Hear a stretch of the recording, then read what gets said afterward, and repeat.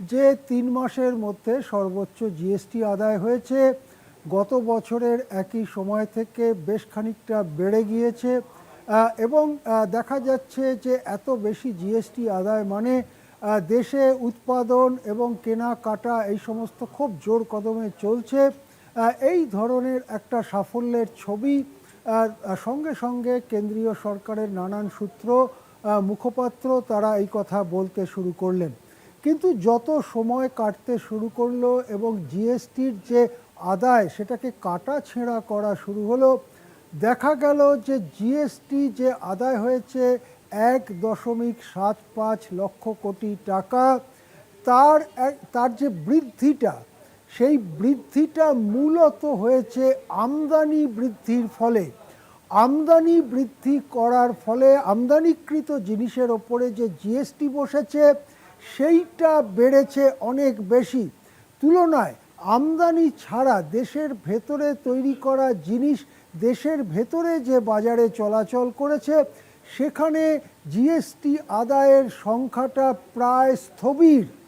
এই ঘটনা সামনে আসার পরে কিন্তু জিএসটি আদায়ে সাফল্যের যে নতুন পাঁচালী সেইটা কিন্তু প্রায় ভেঙে পড়ছে। দেখা যাচ্ছে দুটো দিক থেকে ভারতীয় অর্থনীতি সম্পর্কে আশঙ্কার কালো মেঘ জমছে। এক নম্বর হচ্ছে আমদানিকে কিছুতেই কমানো যাচ্ছে না। এর অর্থ হচ্ছে দেশের মধ্যে অভ্যন্তরীণ উৎপাদন এমনভাবে করা যাতে আমদানি নির্ভরতা ধীরে ধীরে কমানো যায়, সেই পথে দেশের উৎপাদন শিল্প যেতে ব্যর্থ হচ্ছে।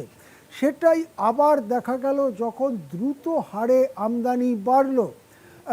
দ্বিতীয় যেটা আশঙ্কার ব্যাপার মনে করা হয়েছিল, জিএসটি 2.0 চালু করার পরে, সেপ্টেম্বর মাসের শেষ দিকে এটা চালু হয়েছিল, তারপরে অক্টোবর, নভেম্বর, ডিসেম্বর এগুলো হচ্ছে উৎসবের মাস। এই সময় লোকেরা তাদের সারা বছরের যে জমানো টাকা তাই দিয়ে জিনিসপত্র কেনেন এবং শীতকাল পড়ে যায়, উৎসবের সময় পড়ে যায়, লোককে বলেন happy Christmas, happy new year, এবং তারা একটু নতুন জামা টামা পরে অনেকেই ঘোরার চেষ্টা করেন। সেই জন্য কেনাকাটা বেড়ে দেশের অভ্যন্তরীণ আদায় জিএসটি আদায়কে অনেকটা তুলে দেবে, কিন্তু দেখা যাচ্ছে সেটা মাত্র 1% বেড়েছে, যেটা উৎসবের সময়ের পক্ষে মোটেই মানানসই নয়। এ থেকে বোঝা যাচ্ছে যে অভ্যন্তরীণ চাহিদা